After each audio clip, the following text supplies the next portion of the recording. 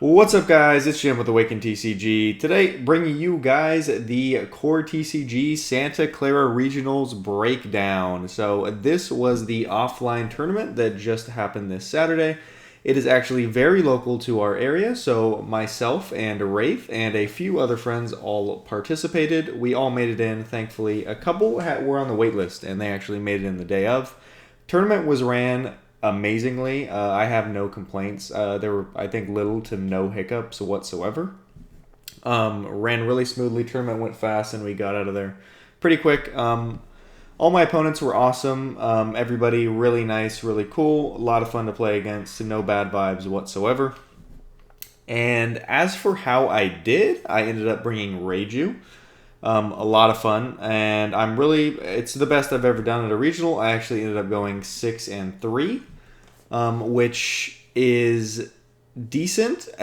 You can actually make top 64 as 6-3, but I got 67th, 3 away from the kid card, which probably would have been a few extra bucks for me, but hey, what can you do? A few people had better tiebreakers than me, but I had a lot of fun. Out of the 3 games I lost, out of the 9, I would say I could have pulled out one of those 3 games. I think if I played it a little differently, I probably could have won, which would have made me go on a separate path. Maybe I end up being 8-1. But, that is for another timeline. This one, unfortunately, made a little bit of a vital misplay against the Sakazuki and ended up losing that game. But, really fun tournament, honestly. I majority went against Moria, even though, as you can see on the whole leader breakdown here, it was majority Katakuri, which I'm actually surprised. I get Katakuri is like a pretty simple deck, and it's good for new people getting into the game and stuff like that. If I'm going to a regional, I don't really want to go through 9 rounds relying on good triggers, to be honest. It's a strong deck, right? It's not just you need to trigger to win. I'm not saying that. I'm just saying there's going to be some games where you're going to need triggers to win certain matches and certain games. I don't think it's as consistent as, say, a Gecko Moria or a Sakazuki. So as for that, I think I'll let Wraith tell you how he did. He did not do amazing. He ended up going 5-4. Pretty much got sacked by yellow. So I'll let him talk about that in a separate video if he wants to. But looking at the top 16 here, speaking of consistent, we have Gecko Moria taking up 7 out of the top 16 players, which is almost half. Pretty incredible, actually. I would have expected Sakazuki to be here if I'm not gonna lie. Gecko's strong, right? I really do think he's a strong deck and a pretty consistent deck at that. But I don't know how great his matchups are. Into Reiju, I ran into 4 Geckos in my run and beat all of them. And I just think Sakazuki's a little more scary for me. But and there was more Sakazuki overall, so a little surprised that Gecko takes up the majority here. But I think in Japan the same thing happened. I think Gecko's just dominated top 16 lists, so might be seeing the same thing over here in the West. And then Katakuri at number 2 at 3. Honestly, I think this is just a brute force. If we have 130 Katakuris, there's got to be some that made it into top 16 just by sheer number alone. So this might be showing that Katakuri isn't the amazing deck that people think it is. It's definitely good and can win games that he has no business winning, which is why people don't like playing against it. But as for consistency, I think just the fact that this is by far the most played leader, converting into only 3 in the top 16, is kind of showing that he's not as good as, say, a Moria or a Sakazuki, in my opinion. Next up here, we have 2 of Sakazuki as the second most played deck. Kind of checks out. I would expect a little bit more in top 16, but there are definitely a few rough matchups for Sakazuki. I'd say Yamato, if you don't see 2Ks, is really bad. And Katakuri as well can be a little bit annoying from what I've heard. So it happens. And then let's get into the 4 interesting decks that made this top 16. So first up here, we have 1 Vinsmoke Reiju. A little bit of info here. This one of Reiju, I know. If you've watched our channel for a while, I've probably mentioned Ren in a few of our videos. He goes to our locals. I've lost to him in probably at least like 4 finals videos that we've posted with our locals. If I lose in the finals, it was probably to him. He's a fantastic player, and he actually didn't want to play Reiju. From what I hear, he submitted this list way earlier when before the tournament, or when the tournament was announced and you can submit your deck list. I think he submitted it right when he got his cards, and then was probably trying to enter with Sakazuki, but he forgot to resubmit the deck list, so he was stuck with Reiju. But looks like it turned out for him. He ended up going 8-1. I think he lost in his 5th round, and he did not have easy matchups. Ran into a ton of yellow and a couple Yamatos, but ended up pulling out 8-1. So congrats to him. Shout out to him. I think Wraith retweeted his post on Twitter, so if you check our Twitter, always have it in the description, you'll be able to see his post with his round breakdown there. So big congrats to him. Next up here we have one ST11 Uta, probably the most interesting deck on here by far. I'm not a big believer in Uta right now until it gets the extra 2k Sanji and the help from EB01.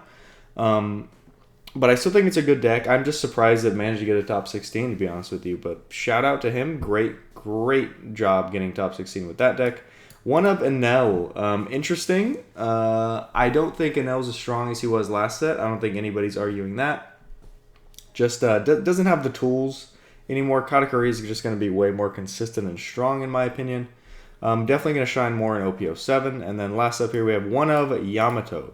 So Yamato was actually the 4th most represented deck, and only one of them made it into top 16. So I'm not a big believer in Yamato, honestly. I think it suffers from the same issue with Katakuri. It lacks consistency. And that's probably why it made it here. But with this many Yamato, there was bound to be one. So I don't want to say this is like kudos to this guy. He did great. But I'm not a huge believer in the deck. If I'm trying to win a tournament, I'm probably not playing Yamato. I'm going to play something like Moria, Sokka, Katakuri, etc. So looking at the deck list here, let's look at our first place deck list by Kyle Vo. I'm pretty sure that's how you pronounce that. If I pronounce it incorrectly, I apologize. And this list here, from what I'm seeing, is just a pretty standard list. I don't think there's anything special here. The 4 of Ice Age is something I think people started doing. They remove the Hina Rebecca and they just go all in on the Ice Age. You see this, it's great in the Reiju matchup, it's great in the mirror, just a fantastic card that's super necessary to see. And from there, you got your Thriller Bark, your Moria, etc. 3 of Sabo and a 3 of Helmeppo. I think a lot of these run 2 Helmeppo, so I think that might be another slight difference. But for the most part, yeah, standard Moria list, and congrats to Kyle here. And as you can see, 2nd place, 3rd place, 4th place, 5th place are all Gecko Moria. The top 5 players in this tournament were all Gecko Moria, which showed you the absolute dominance this leader had on this tournament. He not only had 7 out of the 16, but he took up the entire top 5. So looking at 6th place, we've got Ren's Vinsmoke Reiju. Again, congrats to him, but let's check out this deck list. And it looks like this deck list here is basically your cookie cutter Reiju list. You have this deck, I play it. I think there's about 40 cards that are just like you need to run. It's the stage here, all of the children plus the judge and the 2K. That takes up about 40 cards out of your deck, and then there's about 10 cards where you can show a bit of self-expression.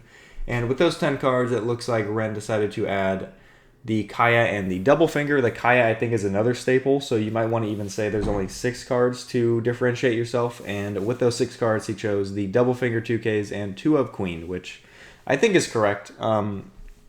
This is probably just the... also the Pudding. Sorry.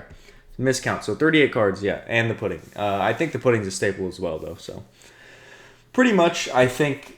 this is the best Reiju list in the game, guys. If you like the Yonji, I don't want to say it wrong, but, the proof is in the pudding. No pun intended. I think this is the Reiju list to go with for now in our current meta state.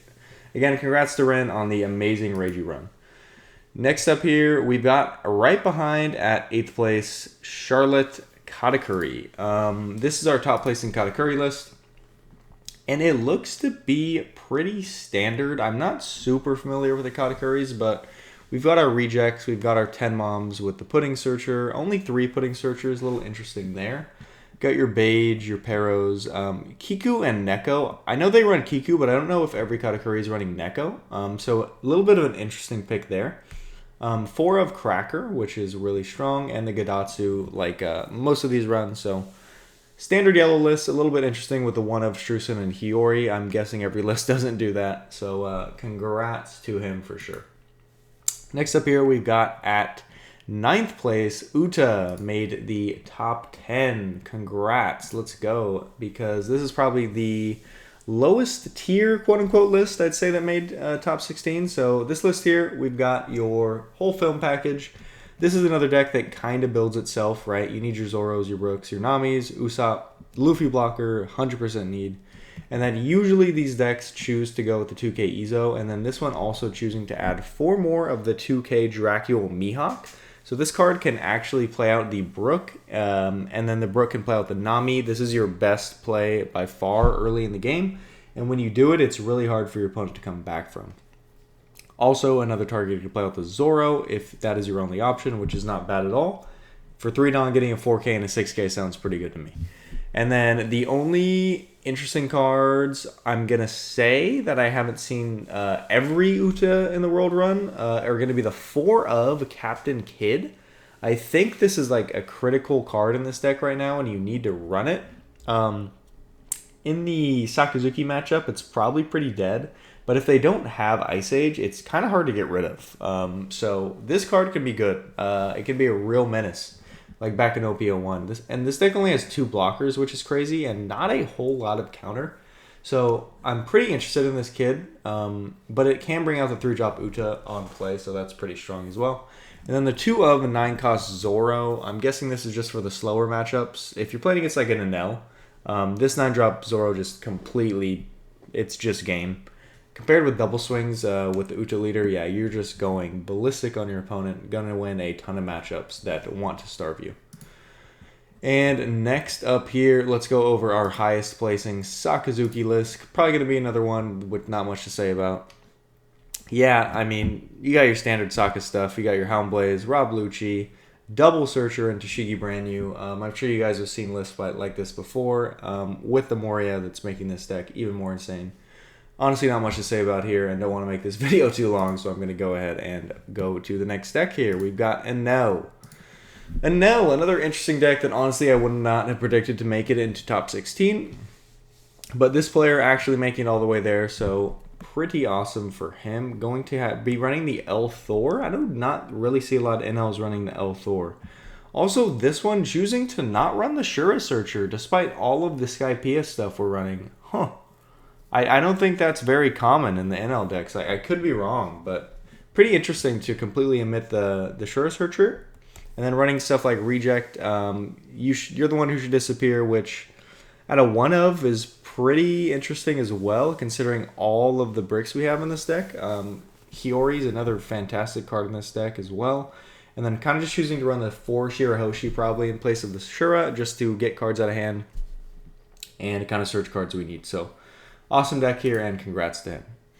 And next up here, we've got our highest placing Yamato and only Yamato at, that is 12th. Looks like we've got a Skypiea list here. So this one running the Skypiea package with the Shura Searcher. You can search out the 0-cost event. You can search out Amaru and Reject, which is really good. You can search out 2Ks. And also just your Ohm Holy combo, which can be played right here off of this Dracule Mihawk, which is really strong if you're going first. You can just play this on 3, develop a 4K, 5K, and another 5K in one turn, which is pretty disgusting. Or if you do not have Ohm in hand, you can either target Cracker or Kikinojo, which is just as strong as well. And then we also add the Momonosuke here, which can put the Hiyori onto life, as well as the Kiku. I think those are the only targets in the deck. Or Izo as well, if you played Izo out on the board. So pretty good list here with the Hody Jones as well. Pretty standard Skypiea Yamato package if you've seen it before. And that is going to be the list, guys. We've covered every single top placing list that made this top 16. This was another really fun tournament. If you guys didn't see here, we actually had Jonas Abraham, our national champion, making 14th place with Sakazuki, so congrats to him as well. Really great guy. But anyways, thank you guys so much for watching the video and watching me go over the deck lists. But anyways, you guys have a great day. I'm going to head out of here. Peace.